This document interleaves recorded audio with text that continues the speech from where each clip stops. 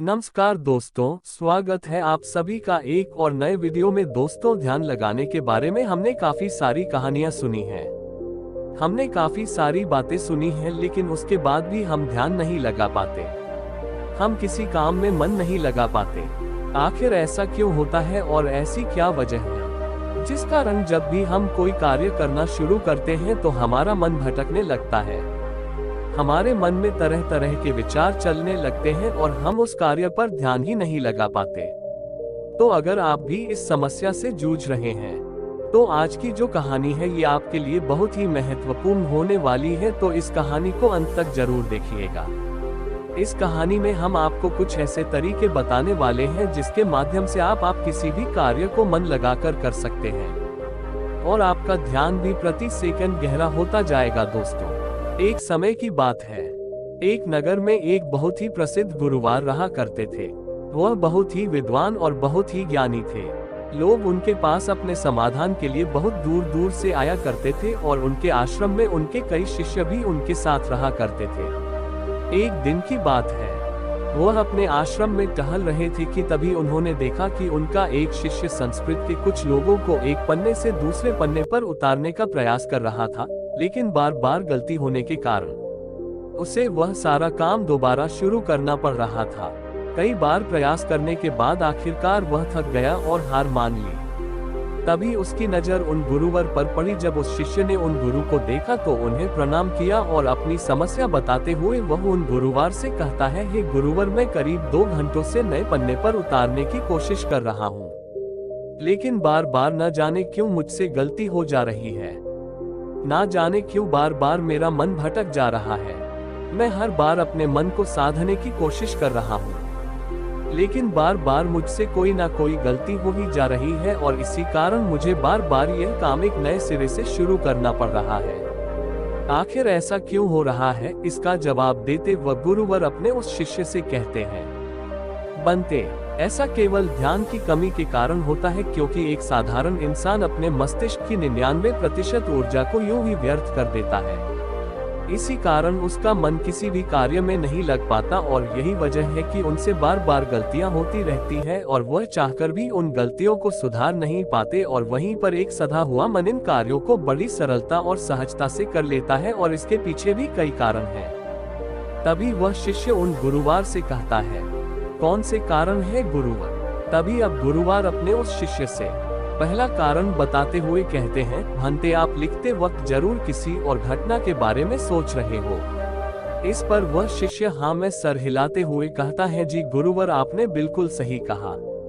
आज सभी शिष्यों की छुट्टी है और सभी अपने अपने कामों से बाहर गए हैं, लेकिन मुझे ये काम मिला है और मुझे इस काम को पूरा करना है। शायद यही कारण है कि मैं ठीक से मन नहीं लगा पा रहा। तभी वह युवा शिष्य उन गुरुवार से कहता है, हे गुरुवर, यदि हमारा मन कहीं ना लगे और हम किसी भी कार्य को सही ढंग से ना कर पाए तो ऐसी स्थिति में हम अपने ध्यान को कैसे बढ़ा सकते हैं? इसका जवाब देते हुए वह गुरुवर अपने उस युवा शिष्य से कहते हैं, भंते, मैं तुम्हें कुछ ऐसे तरीके बताने जा रहा हूँ जिन्हें यदि तुम ध्यान में रखोगे तो तुम अवश्य ही अपनी ध्यान शक्ति को बढ़ा पाओगे और तुम किसी भी कार्य में गहराई से मन लगा पाओगे। आगे गुरुवर सबसे पहला तरीका बताते हुए कहते हैं, बनते, जब भी तुम्हारा मन किसी कार्य में ना लगे तो सबसे पहले सांसें लो और गहरी सांसें छोड़ो। ऐसा करीब 5 बार करो और अपने मन को काम और अन्य चीजों से हटाकर केवल सांस पर ले आओ। आगे गुरुवर अगला तरीका बताते हुए कहते हैं, बनते, जब भी तुम कोई कार्य कर रहे हो तो अपनी सारी इंद्रियों को एक काम से जोड़ने का प्रयास करो। जैसे कि अब भी तुम लिखने का प्रयास कर रहे थे तो लिखते वक्त जब तुम कलम अपने हाथों में पकड़ते हो तो उंगलियों के बीच में उस कलम का स्पर्श महसूस करो। अपनी आंखों से शब्दों को बनते हुए देखो और लिखते समय कलम और कागज के घर्षण से जो आवाज उत्पन्न हो रही है उस पर ध्यान केंद्रित करो। उसे ध्यान से सुनो या फिर तुम लिखते समय शब्दों का उच्चारण अपने मन के भीतर गूंजता हुआ महसूस करो और अब अपनी नाक से उस स्याही की गंध को महसूस करो। इससे तुम्हारी सारी इंद्रियां, इसका अर्थ ये हुआ कि तुम काम के साथ एक हो चुके हो, यानी कि तुम काम में पूरी तरह से खो चुके हो और जब तुम इस प्रकार कोई भी कार्य करोगे तो तुम्हें समय का पता भी नहीं चलेगा और तुम्हारे कार्य में कोई भी गलती भी नहीं होगी। लेकिन मेरी एक बात और याद रखना, यदि बीच बीच में तुम्हारा मन भटकने लगे, तुम्हारे मन में तरह तरह के विचार उठने लगे और तुम्हारा मन यहाँ वहाँ भागने लगे, तो डरना मत। तुम दोबारा से निश्चय करना और दोबारा से ध्यान लगाने का प्रयास करना। देखते ही देखते तुम इस अभ्यास में निपुण हो जाओगे और तुम्हारा ध्यान अत्यधिक गहरा होता चला जाएगा। उस शिष्य ने उन गुरुवर की सारी बातें ध्यानपूर्वक सुनी और उसके बाद उसने ऐसा ही किया। और देखते ही देखते वह अपने कार्य में इतना खो गया कि जहां जहां वह गलतियां कर रहा था, वहां पर अब उससे कोई भी गलतियां नहीं हो रही थी। और उसने अपना सारा कार्य एक बार में ही पूरा कर लिया। और ऐसा इसलिए हो पाया क्योंकि हमारा सारा ध्यान हमारी इंद्रियों में बंटा होता है, और इसलिए हमें अपनी इंद्रियों को एक कार्य पर लगाना बहुत आवश्यक है। क्योंकि यदि हमारा ध्यान इन इंद्रियों में बंटा रहेगा तो हमारा मन भटकता रहेगा। जहां जहां भी हमारी इंद्रियां भागी, वहां वहां हमारा मन भी भागेगा। लेकिन वहीं पर यदि आपने अपनी सारी इंद्रियों को केवल एक ही कार्य पर लगा दिया तो आपका मन भटकना बंद हो जाएगा और इस समय आप बहुत ही अत्यधिक गहरे ध्यान में पहुंच जाएंगे, किंतु साधारण मन इससे ज्यादा देर तक साध नहीं सकता। लेकिन इस प्रकार बार बार और निरंतर अभ्यास करने से मन ध्यान को साधना सीख जाता है और आपका ध्यान अत्यधिक गहरा होने लगता है और आपको उस कार्य में रुचि भी आने लगती है। और जब भी आप उस कार्य में पूरी तरह से खो जाते हैं तो आपको समय का भी पता नहीं लगता और आपका कार्य भी अच्छी तरह से और सफलतापूर्वक हो जाता है। वह गुरुवर अपने शिष्य को ये सारी बातें बताकर ध्यान में लीन हो गए। लेकिन तभी वहां पर एक युवक आया और उस युवक ने उन गुरुवर को प्रणाम किया। तभी उन गुरुवर ने अपनी आंखें खोली और इस पर वह युवक कहता है, हे गुरुवर, मैं आपके पास बहुत दूर से आया हूँ। मैंने आपके बारे में तरह तरह की बातें सुनी है। मैंने सुना है कि आप सभी की समस्याओं का समाधान करते हैं। मेरी भी एक समस्या है, कृपया करके मेरा मार्गदर्शन करें। इस पर गुरु वर्ग उस युवक से कहते हैं, बोलो आखिर तुम्हारी क्या समस्या है। वह युवक अपनी समस्या बताते हुए उन गुरु से कहता है, हे गुरुवर, मैं बहुत लंबे समय से तैयारी कर रहा हूँ। मैंने कई तरह के सरकारी परीक्षाएं भी दी है, लेकिन मैं किसी में भी उत्तीर्ण नहीं हो पाया। मुझे ये पता ही नहीं चल पा रहा कि आखिर मुझसे गलती कहाँ हो रही है, आखिर मुझ में क्या कमी है। उस युवक का ये प्रश्न सुनकर वह गुरुवर मुस्कुराने लगे और उस युवक से कहते हैं, बंते, क्या तुम सच में अपनी परीक्षा में सफल होना चाहते हो? इसका जवाब देते हुए वह युवक कहता है, हाँ गुरुवर, मैं अपनी परीक्षा में सफल होना चाहता हूँ, इसलिए तो मैं आपके पास आया हूँ, कृपया करके मेरा मार्गदर्शन करें। तभी वह गुरुवर अपने स्थान से उठे और उस युवक का हाथ पकड़ करके एक कुएं पर ले गए। कुएं के पास पहुंचकर उन गुरुवर ने उस युवक के हाथ में एक घड़ा थमा दिया और उस युवक से कहा, इस घड़े में पानी भरकर वापस आश्रम में ले आओ। इतना कहकर गुरुवर वापस आश्रम लौट गए। लेकिन वह युवक वहीं खड़ा खड़ा ये सोच रहा था, भला इस घड़े में पानी भरने से मुझे मेरे प्रश्न का उत्तर कैसे मिलेगा? आखिर मुझे ये कैसे पता चलेगा कि मैं परीक्षा में कैसे पास हो सकता हूँ?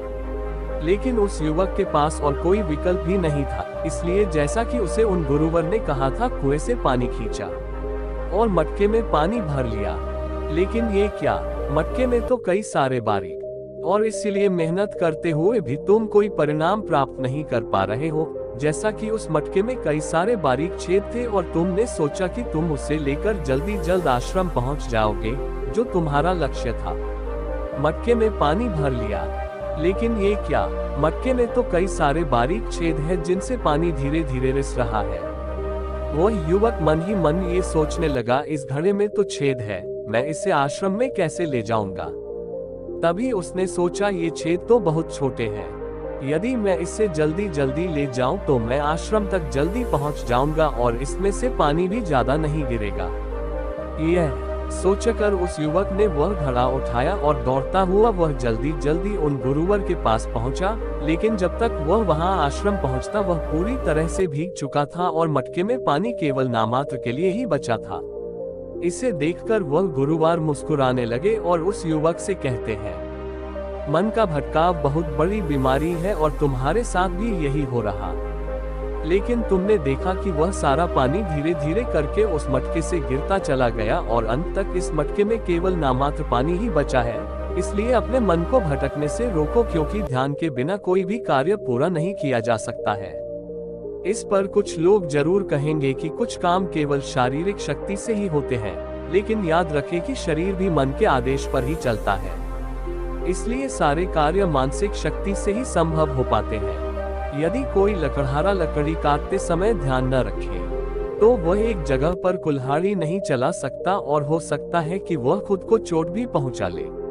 इसलिए जानकारी और हर कार्य का मूल तत्व है ध्यान। और यदि तुम अपने जीवन में कुछ बड़ा हासिल करना चाहते हो, इस परीक्षा में सफल होना चाहते हो, तो तुम्हें एक जगह तो ध्यान लगाना सीखना ही होगा, क्योंकि तुम जैसी आदत डालोगे वैसा ही तुम्हारा मन बनता चला जाएगा। इसलिए जब भी तुम छोटे से छोटा कार्य भी करो तो उसे पूरा मन लगाकर करो। ऐसा करने से हमारे मन का स्वभाव बदलने लगता है और हम किसी भी कार्य में मन लगाने लगते हैं। और यदि एक बार तुमने इसमें निपुणता हासिल कर ली तो तुम्हें सफलता अवश्य मिलेगी। तभी वह युवक उन गुरुवर से कहता है, किंतु गुरुवर, जब भी मैं पढ़ने बैठता हूँ तो मन में तरह तरह के विचार आने लगते हैं और मैं मन के उन विचारों में हटा चला जाता हूँ। मैं चाहकर भी अपने मन को रोक नहीं पाता।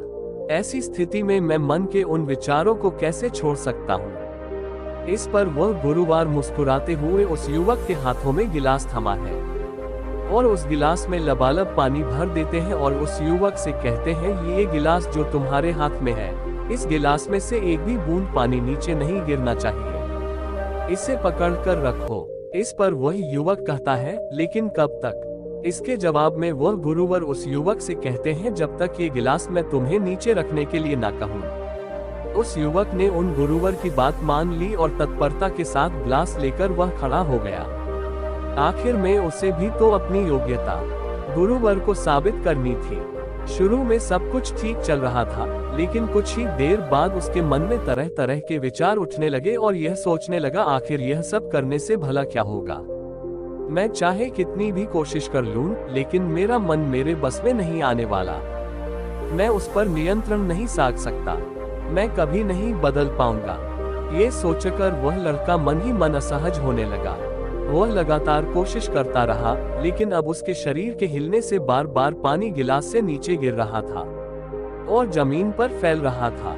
ये देख वह गुरुवर उस युवक से कहते हैं, बेटा, जब तक तुम्हारा मन शांत था तब तक पानी की एक बूंद भी गिलास से नीचे नहीं गिरी, लेकिन जैसे ही तुम्हारे मन में तरह तरह के विचार उठने लगे, तुम्हारा शरीर भी वैसी ही प्रतिक्रिया देने लगा और तुम्हारे शरीर की प्रतिक्रिया देने के कारण गिलास से पानी नीचे गिरने लगा और जमीन पर फैलने लगा।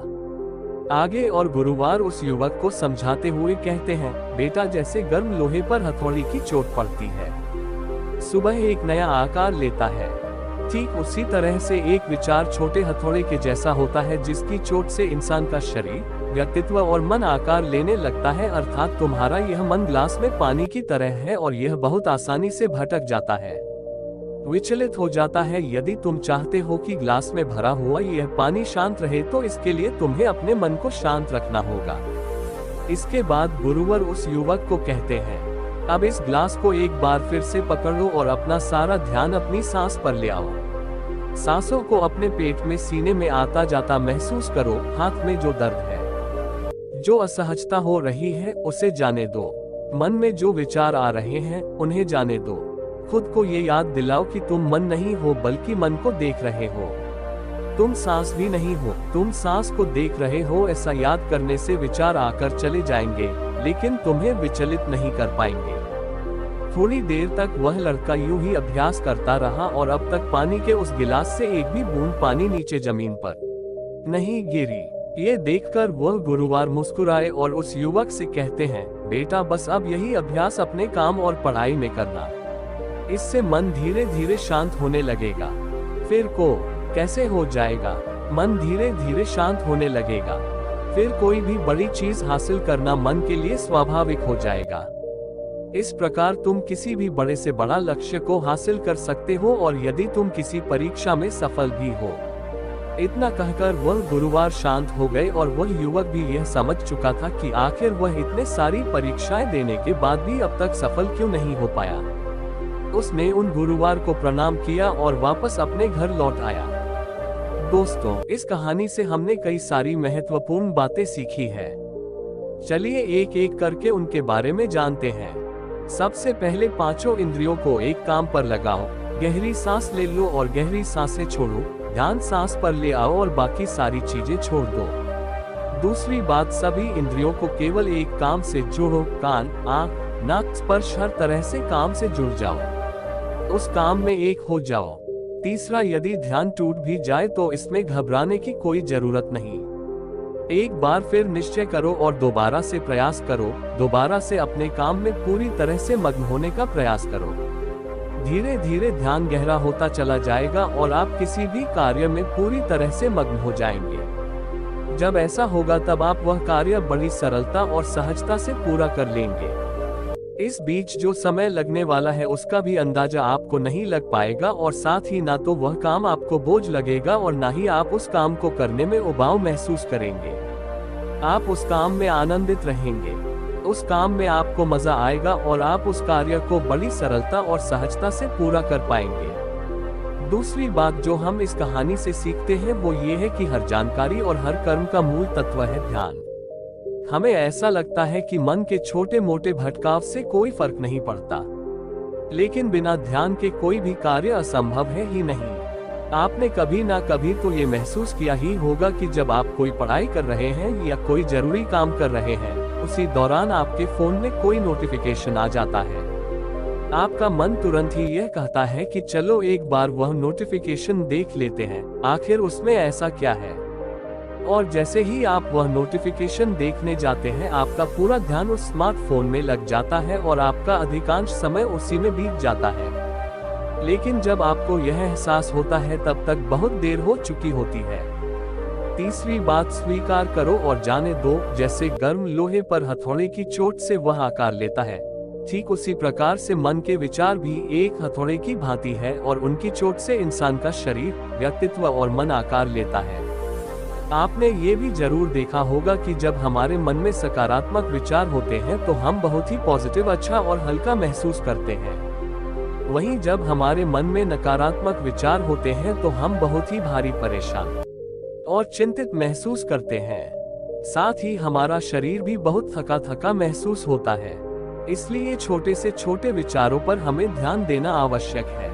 इसीलिए हमें जागरूक रहना आवश्यक है और इसीलिए अनचाहे विचारों को अपने मन में ना आने देना, उन्हें जाने दो, बल्कि अपने सांसों पर ध्यान रखो। खुद को ये याद दिलाओ कि मैं मन नहीं, मैं तो मन को देख रहा हूँ। मैं सांस नहीं, मैं तो सांसों को देख रहा हूँ। जो भी विचार आए उसे स्वीकार करो और जाने दो। ऐसा करने से मन अनचाहे विचारों से मुक्त हो जाएगा और आप एक पानी में पत्ते की तरह पानी के ऊपर तैरने लगेंगे, जिससे आप आनंदित और खुश महसूस कर पाएंगे। आपका शरीर हमेशा तंदुरुस्त और स्फूर्ति महसूस कर पाएगा और न ही आपका मस्तिष्क किसी भी प्रकार के तनाव और चिंता में डूब पाएगा। इस प्रकार आप सही निर्णय भी ले पाएंगे और आपका ध्यान भी गहरा होता चला जाएगा। देखते ही देखते आप हर काम में मन भी लगा पाएंगे और आप हर किसी कार्य में सफलता हासिल कर पाएंगे। जैसा भी आप चाहेंगे आप वैसा कर पाएंगे। दोस्तों, आपने आज के इस वीडियो से क्या सीखा वो मुझे आप कमेंट में बता सकते हैं। इसी के साथ मैं उम्मीद है कि आपको आज की वीडियो पसंद आई होगी, तो इस वीडियो को उस इंसान को शेयर करें जिससे ये कहानी सुनने की जरूरत है और उसी के ठीक बाद चैनल को सब्सक्राइब करें।